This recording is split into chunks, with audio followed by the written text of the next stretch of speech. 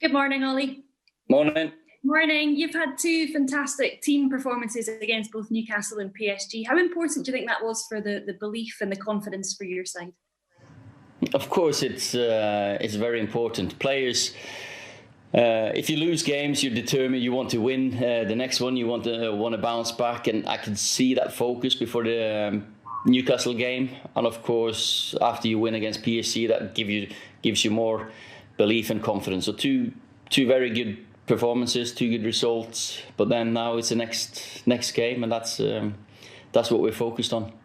Chelsea, of course, it is next, and they've made a lot of changes over the summer. How would you assess their start to the season? Well, it's like many of us. There's been some very good games, some lesser good performances, and I think football is just settling now. I think teams are getting into their shape, and we know it's going to be a tough game against Chelsea. We had four games against them last season. I think maybe 4 or 5 the season before. So it's two teams that know each other really well. James Cooper. Morning, Ollie. We haven't seen an awful lot of Donny van der Beekers yet. He's not started a Premier League game. Is that down to fitness, competition with places, or just kind of an integration process because it's something new? No, Donny is fit enough, and but of course it's competition for places. It's giving him time to settle in and just adjust to his new teammates. It's a new league. He's a absolutely top footballer, top personality, so humble and hardworking, but also, of course, eager to play more. So, and as I've said so many times, you'll see him throughout the season. It's going to be a long season, and he's impressed me. I just want to ask you about Mason Greenwood. Hopefully he's fit. You've played alongside people who are going to be the next big thing at Old Trafford. You know the pressures that come with that. Just take us through what the club does to make sure that progress is smooth and some of the pressures are made easier for people like that. Well, I think the club, we have a great record and tradition and history of bringing our players through. That means from early on you get good habits. We trust you. You can express yourselves. And Mason's gone through this program. He's done fantastic, and he'll be kicking on, I'm sure. Of course, he's a very, very exciting boy to work with. Simon Sean. Ollie, are you a little bit concerned that he's making a bit of a target for himself? Who's making a target of himself? Mason? Yeah. Well, you do when you play well, and that's I'm not concerned at all with Mason making a target of himself, because he's come in, he's played fantastic. He played his first league game against Tottenham last season, was brilliant, and just kicked on. He's made a mistake this summer with England, and suddenly the whole English press go after him, and that's something that we've got to look after. He's a fantastic boy to work with. I have to disappoint you. He's never ever late for training. He's never a problem when he's in the training ground. He's always on time. I've seen the stories. There's some ex-United players talking about him, and they don't really know anything they're talking about, because we got photographers outside the training ground every day, so they can see he's on time every day. So I don't know where these stories have come from. And I've just got to say, he's got a good family behind him. He's had a good background in the academy and up. And he's a good trainer. He trains really well. And I cannot believe all these stories about him not being professional. So anyway, that's something that we have to deal with many players. Many other players at United have had that.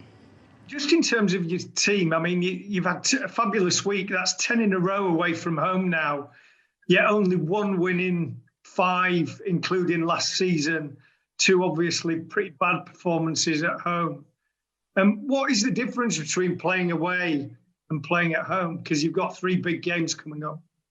I disagree with the 10 in a row, because we lost in the semi-final against Chelsea and we lost to Sevilla in the semi-finals. For me, they're the 2 away games anyway. But then, okay, they're neutral. But No, we need to, of course, address the home form. We need to look at the way we prepare, maybe something that I've got to deal with. The whole lockdown period has made us do things differently at home. So we might have to do it a different way.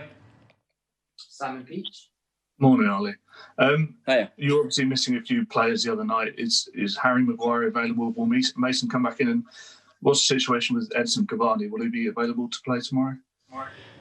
I hope and expect all three of them to be available for selection. Of course, we got a training session this morning, but yeah, I think, or they've got a chance, all of them. There's two different reasons to.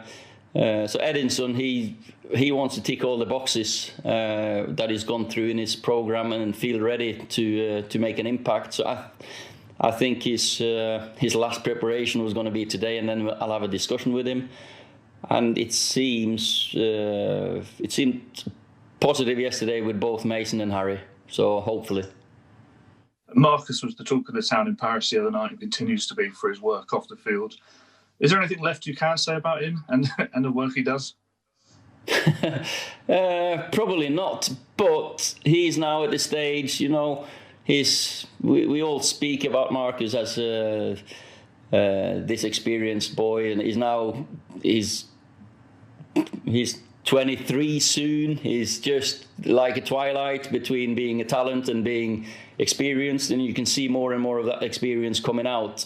And we hope and we trust that Marcus's background with his family is going to keep him just developing and kick on in his career, because that now is round about the time that you'll see him, like, hopefully divide himself from being a good player to being a very, very good player. Ollie, it's the first game back at Old Trafford tomorrow since the 6-1 defeat. Would victory tomorrow erase the memory of that and almost complete the comeback from that day? I don't think anything will erase that memory, and because it'll always be in the history books, and we've always got to live with having that result and having that performance. You can look back at the performance and different reasons why we ended up with that result, but we've got to focus on moving on, going forward. And it's happened so many times at this club that you've had results that maybe come out of the blue, or the setbacks that you have to bounce back from. And so far we've bounced back well from it, but it's now about consistency. Last one in this section for Andy Mitten. Ollie, can I ask you about Axel, the way he played, how he's been training, and what his future is likely to be now after so many injuries? It was a great performance by a kid who's not played for 10 months. Delighted for him, because he's such a professional character. He wants everything. He works really hard. He's been really, really thorough in his rehab, and very pleased for him now to get the consistency, of course, in his performances. Got to stay injury free. We've got to manage that. That's mine and his job, and the physical staff's job, of course. But I think he can kick on. He's a leader. He can play centre back, right back. He can play centre midfield. He can play many positions. And he's a boy who takes responsibility for his own development. So now it's about, and I'm sure he's doing everything he can to have a long career at United. So hopefully we can get this consistency.